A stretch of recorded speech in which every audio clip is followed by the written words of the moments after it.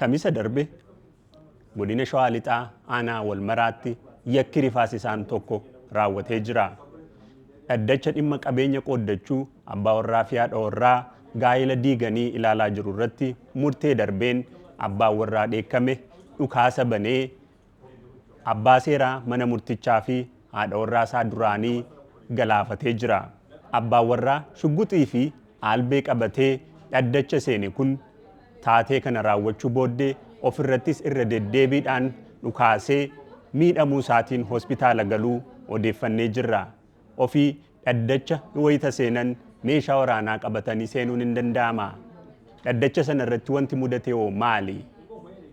Hoogganaa koominikeeshinii fi qunnamtii hawaasaa abbaa alangaa waliigalaa Oromiyaa obbo Geetaachoo gaafannee jirra. Gaaffiif deebii guutuun kunoo. Tole kaleessa godina Shawaa Lixaa magaalaa Hoolotaa jechuudha. Mana murtii aanaa wal maraatti ganama keessa toora sa'aatii 4 dhaddacha irratti gochi kun raawwachuu isaa odeeffanne. Kaa'umsi dhimmicha himatamaan gocha kana raawwate falmii mana murtiirraa kan qabu ture. Innis falmii ilma maatii gidduutti haadha manaa isaa waliin walimatee falmiirra kan turee fi diiggaan gaa'elaa murtii mana murtiidhaan raawwatame booda qabeenya haadha manaaf abbaa manaa waliin qaban irratti falmii gaggeessuun murtiin kennamee akka turedha.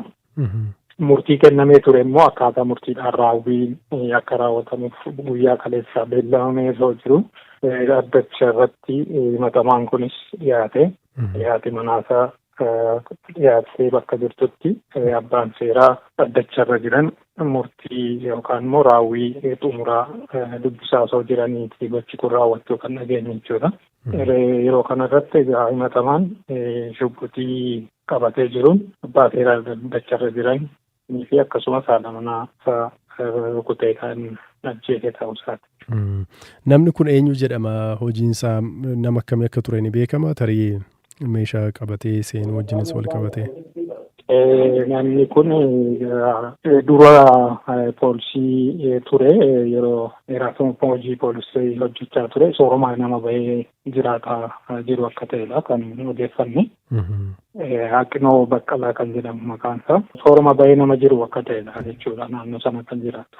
Tole, gara dhaddachaatti yeroo galan sakatta'insi hin gaggeeffamne ture? Meeshaa akkamiin fudhatee galee akkam adeemsa seeraa irratti wanti kun akkamiin ilaalama? Inni kun amma haala kamiin manni murtii adeemsa jiruun namni sakatta'ameetu dhaddachatti kan seenu qabu. Garuu namni kun haala kamiin meeshaa qabatee seenuu danda'e waan jiru qorannoo danda'e kan barbaadudha. Mana hojii eegumsaarra waardiyaan eegumsarra jiru jira.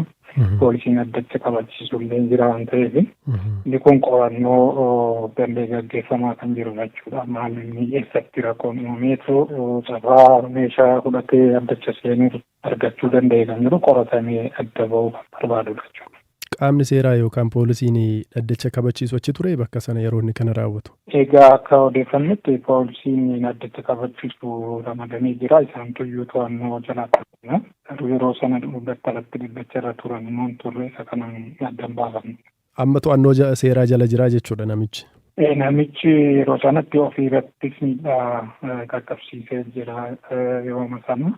Kanarraa kan ta'e oksijiin mana yaala hospitaala galee yaalamaa akka turedha. Egaa guyyaa har'aa maaliif akka jiru baafnee kaleessuma yeroo sanatti hospitaala galee yaalamaa to'annoo poolisii jala galee.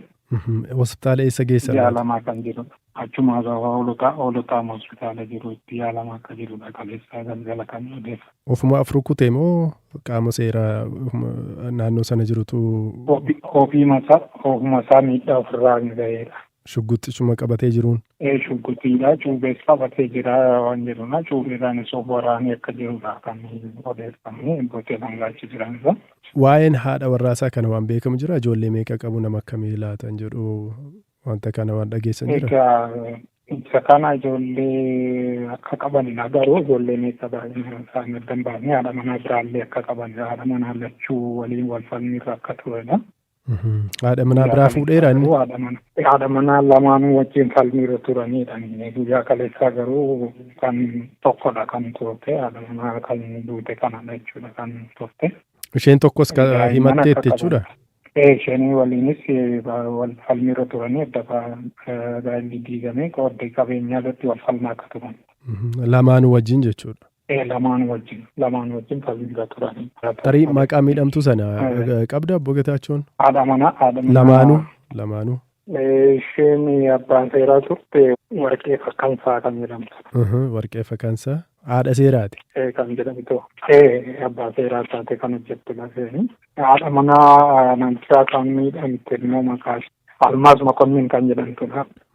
Almaaz Mokonnin isheen battalumatti daddachuma sana irratti rukutamtee kan dhufedha. Kana irratti akkan gaafadhetti namni danda'e kan biraan jiru namtichi namoota lamaan sana rasaasaa dhumatee abbaan seeraa sun xiqqoo miidhamtee turtee mana yaalaan ga'een akka duujamaa sarbaa kanas of miidhuu isaati malee namni biraan saba kanatti miidhamee kan jirudha.